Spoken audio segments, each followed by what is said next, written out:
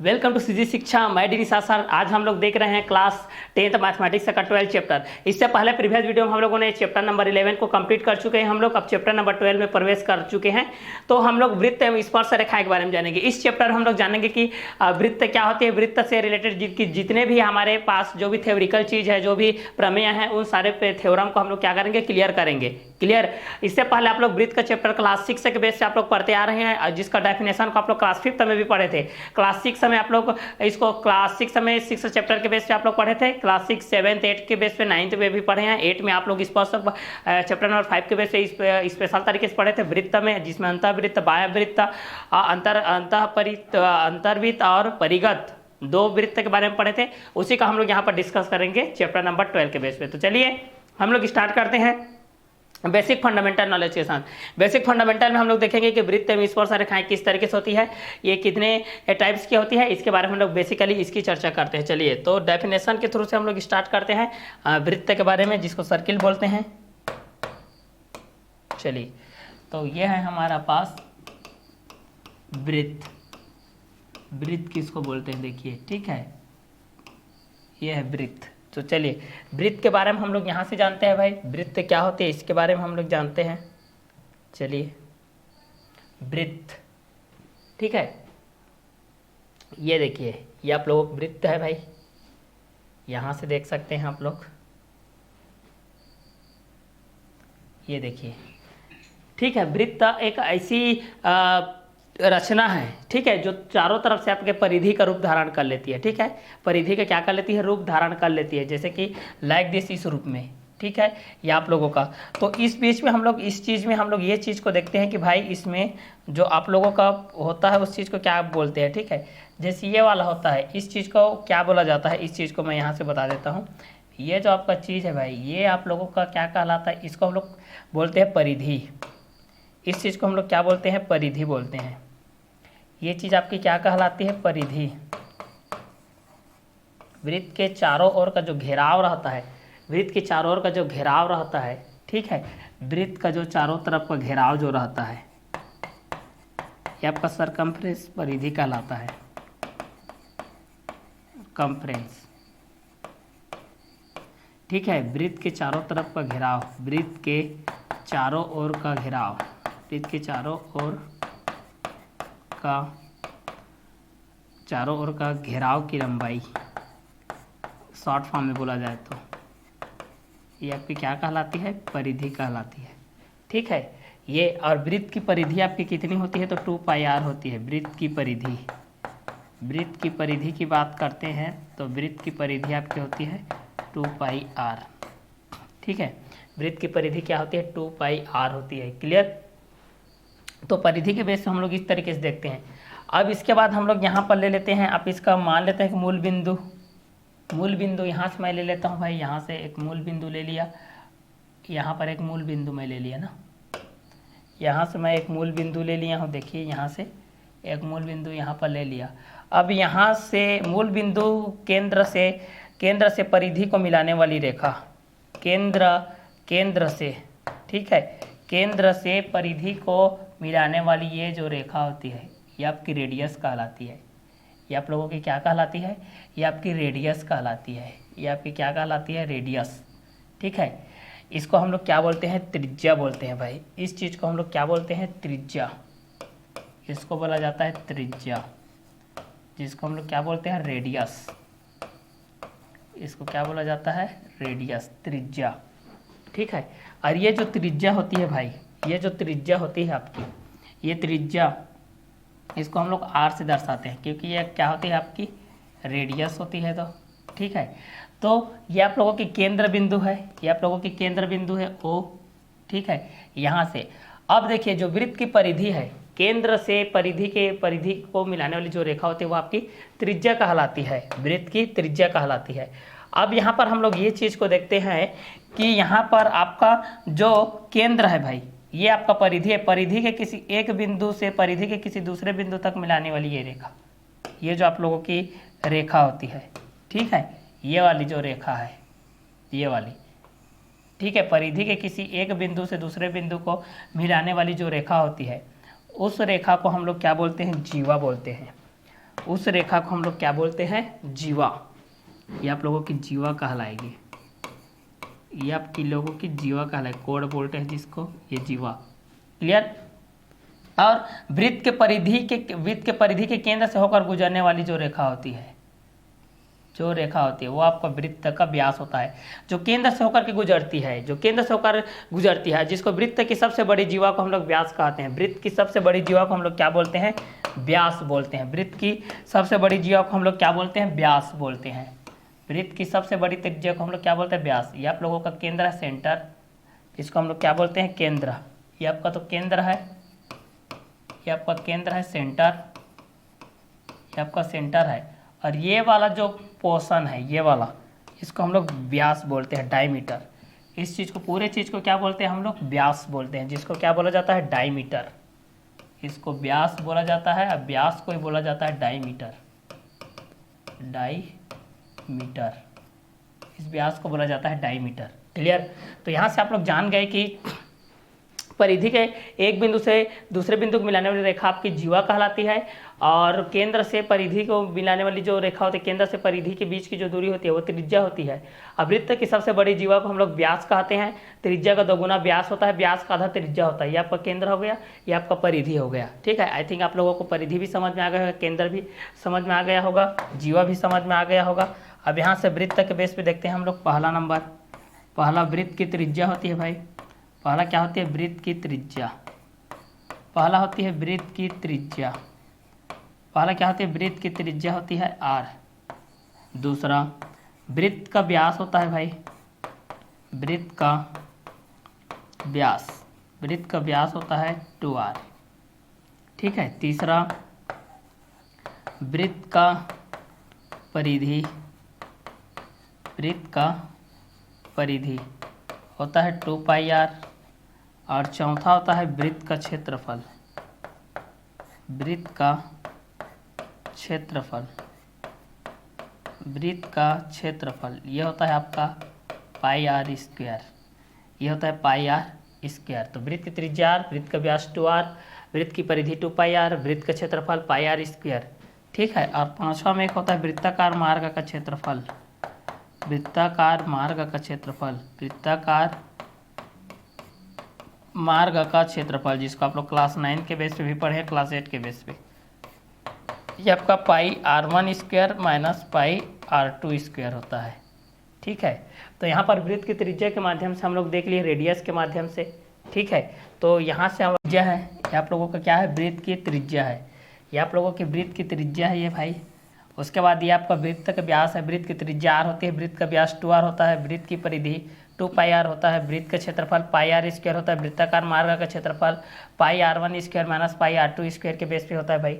तो इस चीज़ के बेस पे हम लोगों ने ये चीज़ को देख लिया कि ये आप लोगों का केंद्र के बेस पे क्या होता है, व्यास के, जीवा, त्रिज्या, परिधि के बेस पे। तो इस चीज़ को हम लोग यहाँ से देखें, तो अगर इस बेस पे हम लोग यहाँ से अगर डिस्क्राइब करते हैं भाई, तो यहाँ से हम लोग इस चीज़ को यहाँ से एक और देख सकते हैं, जैसे कि यहाँ पर पार्ट्स ऑफ सर्किल के बेस पे हम लोग इस चीज़ को देख सकते हैं। यहाँ पर अगर देखना चाहेंगे तो इस बेस पे हम लोग यहाँ से इस चीज़ को देख सकते हैं। देखिए, यहाँ के दृष्टि से अगर देखना चाहेंगे तो इस बेस पे हम लोग यहाँ से देख सकते हैं। क्लियर। तो जैसे कि आप लोग बेसिकली जान ही रहे हैं कि आप लोगों का जो ये होता है डायमीटर के बेस पे, यहाँ पर देखिए, ये जो आप लोगों का डायमीटर के बेस पे है, ये आप लोगों के जो व्यास, इस चीज़ को मैं बोला ना, व्यास बोला, ये आप लोगों का कोड, ये आप लोगों का रेडियस हो गया।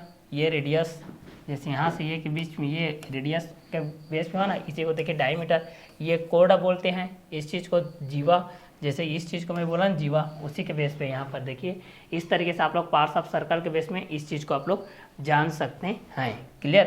तो चलिए आगे हम लोग देखते हैं इसके बारे में, और ये किस किस तरीके से होती है, ये किस बेसिस पे इसका वर्क होता है, इस वर्क का एनालिसिस हम लोग यहाँ पर करते हैं भाई। ठीक है। तो आई थिंक यहाँ से आप लोगों को ये समझ में आ गया होगा कि भाई कि ये वृत्त क्या होती है, इसका जो त्रिज्या के बेस पे होता है, व्यास के बेस पे होता है, परिधि के बेस पे होता है, ये किस तरीके से होता है, इस के बेस पे आप लोगों को समझ में आ गया होगा। क्लियर। तो चलिए आगे इसका देखते हैं। अब जैसे कि रेडियस के बेस पे हम लोग देखते हैं, त्रिज्या के बेस पे, वृत्त की त्रिज्या के बेस पे हम लोग देखते हैं, वृत्त की त्रिज्या के बेस पे, वृत्त की त्रिज्या, जो वृत्त की क्या होती है, त्रिज्या होती है भाई, जिसको हम लोग क्या बोलते हैं, रेडियस, जिसको हम लोग क्या बोलते हैं, रेडियस। और वृत्त का व्यास होती है भाई, वृत्त की व्यास, वृत्त की व्यास होती है जिसको हम लोग क्या बोलते हैं, डायमीटर, जिसको बोला जाता है डायमीटर। ठीक है, वृत्त की त्रिज्या, वृत्त की व्यास। उसके बाद होता है वृत्त की परिधि, उसके बाद क्या होता है, वृत्त की परिधि। ये होता है आप लोगों की वृत्त की परिधि, जिसको सरकमफ्रेंस बोलते हैं, कम्फ्रेंस बोला जाता है इस चीज़ को। उसके बाद हम लोग क्या पढ़ते हैं, क्षेत्रफल पढ़ते हैं, वृत्त का क्षेत्रफल, वृत्त की क्षेत्रफल, वृत्त की क्षेत्रफल को पढ़ते हैं, जिसको हम लोग क्या बोलते हैं, एरिया बोलते हैं। ठीक है, एरिया के बेस पे हम लोग बोलते हैं, एरिया ऑफ सर्कल के बेस पे हम लोग इस चीज़ को पढ़ते हैं, एरिया ऑफ सर्किल के बेस पे।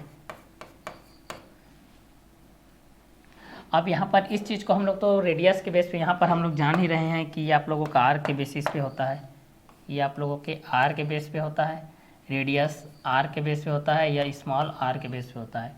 ये आप लोगों का 2 कैपिटल आर हो जाता है या स्मॉल आर के बेस पे हो जाता है। ये आपका 2 पाई आर के बेस पे होता है या 2 कैपिटल पाई आर के बेसिस पे हो जाता है। ये आप लोगों का पाई आर स्क्वायर के बेस पे होता है या पाई आर स्क्वायर के बेस पे इस तरीके से हो जाता है। क्लियर। तो यहाँ पर क्षेत्रफल की दृष्टि से भी होता है आप लोगों का, जहाँ से आर आपका रेडियस है, पाई इसको तो जानते हैं, इसका वैल्यू के बेस पे आपका कितना होता है, पाई इक्वल टू 22/7। अगर डेसिमल के रूप में लेते हैं तो 3.14 के बेस पे लेते हैं इस चीज़ को। तो यहाँ पर इसके अंतर्गत रचना परिगत रचना के माध्यम से आएगा, जिसमें त्रिभुज के माध्यम से भी आएगा ये। ठीक है, त्रिभुज के माध्यम से आएगा कि समबाहु त्रिभुज के अंतर्गत में रहेगा, कि विषमबाहु त्रिभुज के अंतर्गत में रहेगा, कि समद्विबाहु के अंतर्गत में रहेगा। तीनों के बेसिस में आप लोगों के यहाँ पर वर्क कर सकता है ये, कि समबाहु के बेस पे क्या होता है, विषमबाहु के बेस पे क्या होता है, इस क्षेत्रफल के दृष्टि से क्या होता है, यहाँ से भी ये हो सकता है। क्लियर। तो ये जो त्रिज्या के बेस हो जाएगा, जैसे कि समबाहु की दृष्टि से अगर हम लोग देखते हैं इस चीज़ को, इसको हम लोग किसके बेस पे देखते हैं, समबाहु की दृष्टि से, समबाहु की दृष्टि से देखते हैं। तो समबाहु की दृष्टि से जब हम लोग देखते हैं तो इस तरीके से आपके पास आता है भाई ये आप लोग 1 2 3, ये आपको मान लेते हैं कि P है, ये आपका Q है, ये आपका क्या है, R है।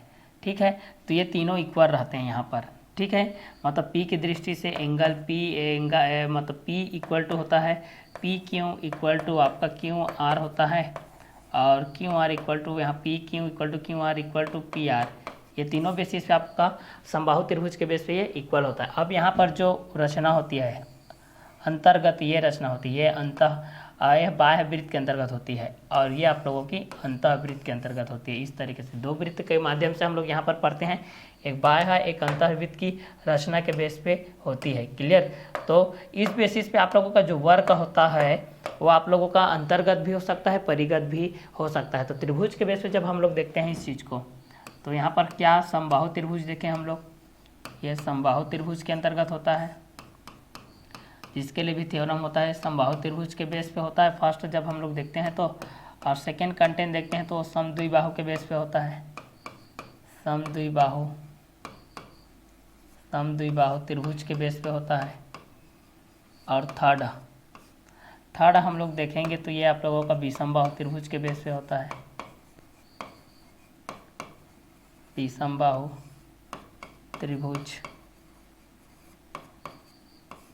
त्रिभुज के बेस पे होता है। क्लियर।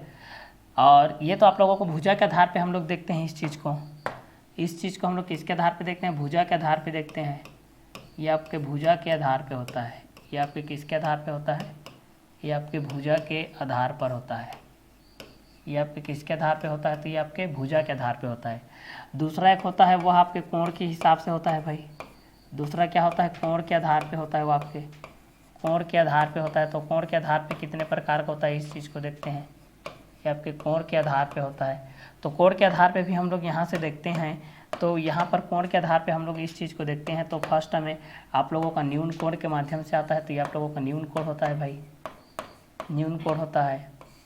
और दूसरा देखते हैं तो वो आपको लोगों का समकोण होता है, दूसरा क्या होता है भाई, वो आपका समकोण होता है। और तीसरा हम लोग देखते हैं वो आपका क्या होता है, अधिक कोण होता है। तीसरा क्या होता है, अधिक कोण होता है। तो ये सारे चीज़ भी इस वृत्त के अंतराल में हम लोग पढ़ने वाले हैं। भुजा के आधार पर भी, कोण के आधार पर भी, एंगल के हिसाब से भी इस चीज़ को हम लोग क्लियर करने वाले हैं। ये आप लोगों के त्रिभुज के आधार पे है ना, ये आप लोगों के त्रिभुज के बेसिस पे हम लोग इस चीज़ को एनालिसिस करेंगे, त्रिभुज के बेस पे, ठीक है। अब चतुर्भुज के माध्यम से भी ये वृत्त के अंतराल में आएगा, ये चतुर्भुज के माध्यम से भी आएगा। अगर चतुर्भुज के माध्यम से भी हम लोग यहाँ से पढ़ते हैं भाई सेकेंड कंटेंट में, किसके माध्यम से, चतुर्भुज के माध्यम से, तो चतुर्भुज के अंतर्गत भी ये सारे चीज़ें आएंगी आप लोगों के, चतुर्भुज के माध्यम से भी आएंगे। आप लोगों के पास ये कंटेंट जो कि आपका फर्स्ट कंटेंट के बेस पे आप लोगों का ये समांतर चतुर्भुज आएगा, समांतर चतुर्भुज, समांतर चतुर्भुज आएगा। और सेकेंड कंटेंट के है पे समलम चतुर्भुज आएगा,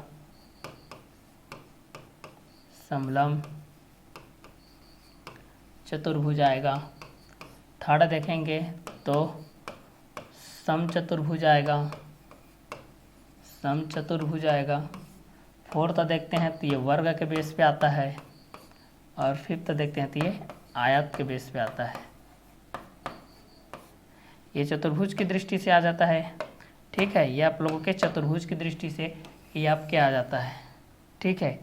उसके बाद जब हम इसको रचना के माध्यम से पढ़ते हैं तो अंतःवृत्त और परिगत वृत्त, अंतःवृत्त और परिवृत्त वृत्त के अंतर्गत आता है। वृत्त के बेस पे पढ़ते हैं हम लोग, वृत्त के बेस पे पढ़ते हैं तो यहाँ पर आपका पहला अंतःवृत्त, अंतःवृत्त और दूसरा बाह्यवृत्त, और दूसरा आपका क्या होता है, बाह्यवृत्त। अंतःवृत्त बाह्यवृत्त दो होता है, और अंतर्गत होता है, परिगत होता है, अंतर्गत होता है और दूसरा होता है परिगत,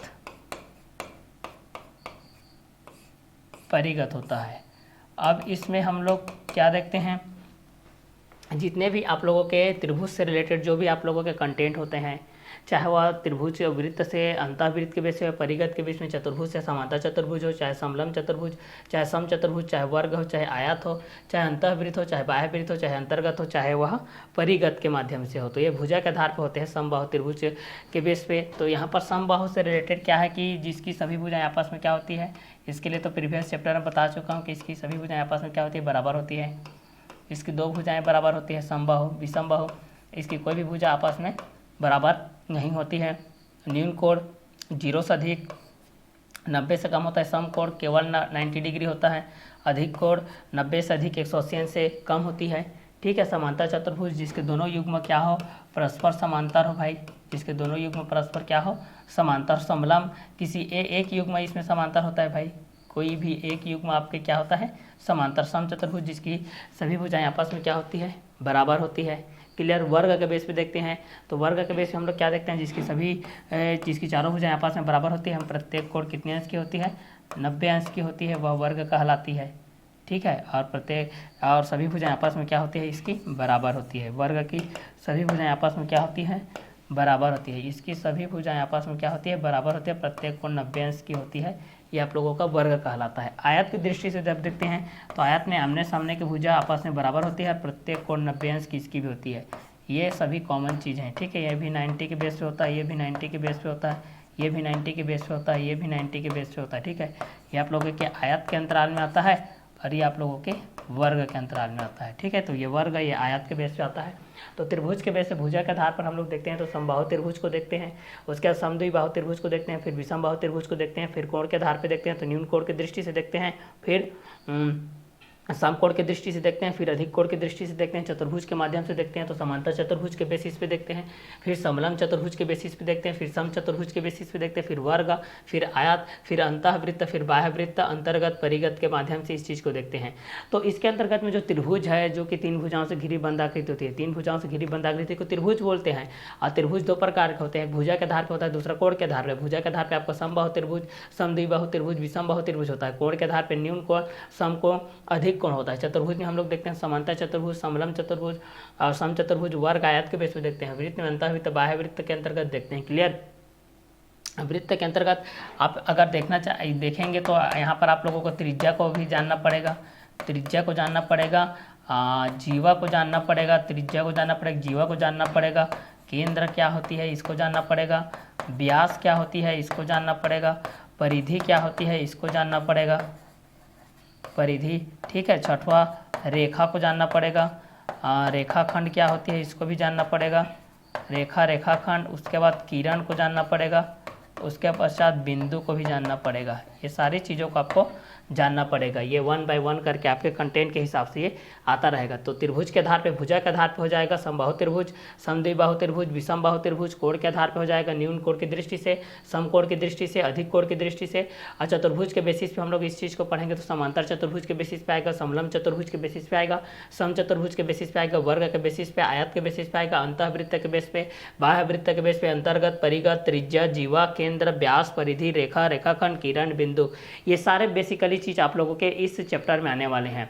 इसमें स्पर्श रेखा के बेस पे आएगा और उसके लंबवत के बेस पे आएगा, माध्यिका के बेस पे आएगा, कर्ण के बेस पे आएगा। जैसे कि आप लोग पाइथागोरस थ्योरम में इस तरीके से पढ़ते थे, लंब कर्ण के बेस पे। तो यहाँ पर अगर थीटा यहाँ पर मूवमेंट करता है तो ये आपका लंब और ये आपका तो कर्ण ही रहता है, ये आपका आधार के बेसिस पे। यहाँ पर ये सारे रूल्स आप लोगों के लागू होंगे जो कि एक वृत्त से संबंधित रहेंगे, ठीक है। तो वृत्त का क्षेत्रफल से लेकर के, वृत्त के परिधि से लेकर के, वृत्त की जीवा से लेकर के, वृत्त की त्रिज्या से लेकर के, वृत्त का चापकर्ण से लेकर के, वृत्त के अंतःखंड से लेकर के, लघु चाप से लेके दीर्घ चाप के बेस पे आप लोगों का सारे वर्क आप लोगों का अंतःखंड के बेस पे यहाँ पर त्रिभुज के रूप में कार्यरत होगा और चतुर्भुज के रूप में कार्यरत होगा और वृत्त के अंतर्गत कार्यरत होगा, जो कि भुजा के दृष्टि से आपके समबाहु त्रिभुज से रिलेटेड हो जाएगा, समद्विबाहु त्रिभुज से रिलेटेड हो जाएगा, विषमबाहु त्रिभुज से, और कोण के आधार पे देखेंगे तो न्यून कोण से रिलेटेड हो जाएगा, समकोण से, अधिक कोण से, और चतुर्भुज की दृष्टि से देखेंगे तो समांतर चतुर्भुज से, समलंब चतुर्भुज से और समचतुर्भुज से। वर्ग आयत के बेस पे हो जाएगा, यह अंतःवृत्त, बाह्यवृत्त, अंतर्गत, परिगत, त्रिज्या, जीवा, केंद्र, व्यास, परिधि, रेखा, रेखाखंड, सभी से आप लोगों का ये रिलेटेड हो जाएगा। तो बेसिक के चीज़ के आधार पे जो मोस्टली हम लोग यहाँ पर देखने वाले हैं वो आप लोगों का त्रिभुज के बेस पे देखने वाले हैं, जो कि त्रिभुज के अंतराल में आएगा, और दूसरा आप लोगों के चतुर्भुज के अंतराल में आएगा। तो चतुर्भुज भी हो जाएगा, त्रिभुज हो जाएगा, और आप लोगों को क्या हो जाएगा, वृत्त के स्वरूप में हो जाएगा। तो इसके अनुरूप में जो भी आप लोगों के परिगत के अंतर्गत आ जाएगा और अंतःगत के अंतर्गत आ जाएगा, उसके लिए जो बेसिकली चीज़ रहेगा उसको आप लोगों को जो 11 चैप्टर में आप लोग पढ़े हो 10 चैप्टर के बेस पे, वो दोनों चीज़ को आप लोगों के यहाँ पर दोनों के बेस पे लेना पड़ेगा। क्लियर। तो बेसिकली इसमें जो आपका जो बेसिक चीज़ था उस बेसिक चीज़ को देख लिए हैं। एक्सरसाइज जब आएगा तो उससे पहले 1-2 थ्योरम है, उस थ्योरम को जानना पड़ेगा। उस थ्योरम के बेसिस पे ही आप लोगों का जो क्वेश्चन आता है उस थ्योरम के बेस पे आता है। जैसे कि समानुपातिक नियम के आधार पे हम लोग पढ़ते थे, अनुपातिक नियम के आधार पे बढ़ते थे, और अंतःवृत्त के माध्यम से पढ़ते थे, और परिगत वृत्त के माध्यम से पढ़ते थे। दोनों एक दूसरे के साथ किस तरीके से अटैचमेंट रहता है, दोनों एक दूसरे के साथ किस तरीके से रहते हैं, एक दूसरे को, जैसे कि दो समांतर रेखा एक दूसरे को कभी नहीं काटते, उसी से समांतर रेखा से रिलेटेड जो प्रमेय होती है। और यहाँ पर इस प्रमेय के अंतर्गत में हम लोग ये चीज़ को पढ़ते हैं कि चतुर्भुज के चारों अंतः कोणों का योग 360 अंश का होता है, त्रिभुज के तीनों अंतः कोणों के 180 अंश का होता है पाइथागोरस प्रमेय के आधार पे। और यहाँ पर लंब के बेस पे पढ़ेंगे, समद्विभाजक के बेस पे पढ़ेंगे, और लंब अर्धक के बेस पे पढ़ेंगे। तो ये जो सारे चीज़ें हैं ये आप लोगों के वृत्त से आते हैं। यहाँ से आप लोगों का एक 6 नंबर का भी क्वेश्चन आता है जो कि वृत्त से रिलेटेड रहता है। यहाँ पर सिद्ध करने के लिए आता है, उस चीज़ को अच्छे तरीके से देखिएगा, क्योंकि मोस्टली क्लास 10th के बेस पे बहुत लोगों को ज्यामितीय गणित नहीं आती है। ज्यामितीय गणित के बेस पे जब हम लोग इस चीज़ को जानते हैं कि ज्यामितीय दुनिया में क्या क्या होती है, रेखा क्या होती है, किरण क्या होती है, ये कोई नाम नहीं है, ये कोई लड़की नहीं है भाई कि रेखा क्या है, किरण क्या है, रेखा, किरण, बिंदु ये क्या है भाई, ऐसा नहीं है। क्लियर। रेखा जिसकी लंबाई क्या होती है, अनिश्चित होती है। रेखा क्या होती है, जिसकी लंबाई क्या होती है, अनिश्चित होती है, जिसका मापन असंभव नहीं होता है, केवल हम उसको एक ज्यामितीय आकृति के रूप में प्रदर्शित कर सकते हैं, ये आपकी रेखा होती है। दूसरा रेखाखंड, जिसकी लंबाई निश्चित होती है, जिसको हम लोग माप सकते हैं, उसको हम लोग क्या बोलते हैं, रेखाखंड। तीसरा किरण, जिसकी प्रारंभिक बिंदु निश्चित होती है और अंतिम बिंदु क्या होती है, अनिश्चित होती है, उसको हम लोग किरण बोलते हैं। चौथा बिंदु, जिसकी ना तो लंबाई होती है, ना तो चौड़ाई होती है, ना ही ऊंचाई होती है, वो आपकी बिंदु कहलाती है। ठीक है। तो किसकी प्रारंभिक बिंदु निश्चित होती है, तो किरण की प्रारंभिक बिंदु निश्चित होती है और अंतिम बिंदु अनिश्चित होती है। और जिसकी लंबाई निश्चित होती है, जिसको हम लोग माप सकते हैं, उसको हम लोग बोलते हैं लाइन, सेगमेंट, रेखाखंड। केवल लाइन, जिसको हम लोग केवल ज्यामितीय आकृति के रूप में दर्शा सकते हैं, जिसकी लंबाई अनिश्चित होती है। ठीक है। जिसकी ज्यामितीय आकृति अनिश्चित होती है उस चीज को हम लोग रेखा बोलते हैं। जो रेखा होती है उसको हम लोग प्रदर्शित कर सकते हैं, उसके मापन असंभव है। अब बिंदु, जिसकी ना तो लंबाई होती है, ना तो चौड़ाई होती है, ना ही ऊंचाई होती है, वो आपकी बिंदु कहलाती है। क्लियर। तो ये आप लोगों के बिंदु के बेसिस पे हो गया। और ये आप लोगों की किरण के बेसिस पे हो गया, रेखा के बेसिस पे हो गया, रेखाखंड के बेसिस पे हो गया। तो ये सारे आप लोगों की ज्यामितीय आकृति के बेस पे आते हैं। ये आप लोगों की ज्यामितीय आकृतियों में जो ज्यामितीय दुनिया है, ज्यामितीय समरूपता है, समिति के बेस पे आती है, सर्वांग समता के बेस पे जो आती है, सारे चीज़ें इसी के रूप में क्या रहेगा, अटैचमेंट के रूप में रहेगा। उसमें आप लोगों को त्रिभुज को भी फेस करना पड़ेगा, चतुर्भुज को भी, वृत्त को भी, चाहे चतुर्भुज के सारे प्रकार भी आएंगे, त्रिभुज के भी सारे प्रकार आएंगे, जिसके अंतर्गत में आप दोनों चीज़ों को देखेंगे या दोनों को कम्बिनेशन लेकर के पढ़ना पड़ेगा हमको इस वृत्त के चैप्टर में। 11 चैप्टर के बेस पे हम लोग बेसिकली जो स्केल गुणक है और उससे जो कुछ क्वेश्चन थे उस चीज़ को लेकर पढ़ लेंगे। वृत्त में पूरे सभी को लेकर के कंबाइन करके हम लोग यहाँ पर पढ़ेंगे, जो कि आप लोगों के थ्योरम की दृष्टि से भी रहेगा। कुछ क्वेश्चन यहाँ से एग्जाम्पल बेस पे ही ज़्यादा पूछा जाता है, तो उस क्वेश्चन को भी यहाँ से हम लोग देखेंगे। तो बेसिक फंडामेंटल नॉलेज इतने में आप लोगों का जो त्रिभुज, चतुर्भुज और जो वृत्त से रिलेटेड था वो आप लोगों का यहाँ से कंप्लीट होता है। तो आगे इसका जो रहेगा उसको हम लोग थ्योरम के बेसिस पे जो फंडामेंटल नॉलेज है, थ्योरम के अकॉर्डिंग क्या क्या बेसिक फंडामेंटल नॉलेज है, उसको हम लोग देखने वाले हैं इसके नेक्स्ट वीडियो लेक्चर में। तो अभी हम लोग इस थ्योरम के दृष्टि के जो दृष्टिगत आप लोगों का पहला जो कंटेंट था, इस कंटेंट को हम लोग यहीं तक रखते हैं। नेक्स्ट कंटेंट में इसके जो आगे का बेसिकली जो थ्योरम से रिलेटेड है उस थ्योरम को देखेंगे। फिर उसके बाद हम लोग एक्सरसाइज के बेस में देखेंगे, जिसमें एक्सरसाइज में आपको यहाँ से जो 1 नंबर का, 2 नंबर का, 3 नंबर का, 4 नंबर का जो मोस्टली क्वेश्चन आता है यहीं से आता है। क्लियर? तो उसको चलिए नेक्स्ट वीडियो लेक्चर में मिलते हैं। Okay bye.